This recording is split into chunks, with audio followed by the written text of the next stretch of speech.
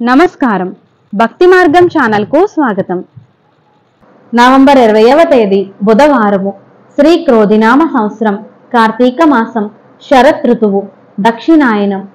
సూర్యోదయం ఉదయం 6:09, సూర్యాస్తమయం సాయంత్రం 5:26. తిథి బహుళ పంచమి, రాత్రి 8:37 వరకు, తదుపరి షష్ఠి. నక్షత్రం పునర్వసు నక్షత్రం, రాత్రి 7:12 వరకు, తదుపరి పుష్యమి నక్షత్రం. యోగం శుభం, సాయంత్రం 6:04 వరకు, తదుపరి శుక్లం. కరణం కౌలవ, ఉదయం 8:53 వరకు, తదుపరి గరజి. శుభ సమయములు సాయంత్రం 4 గంటల నుండి 5 గంటల వరకు.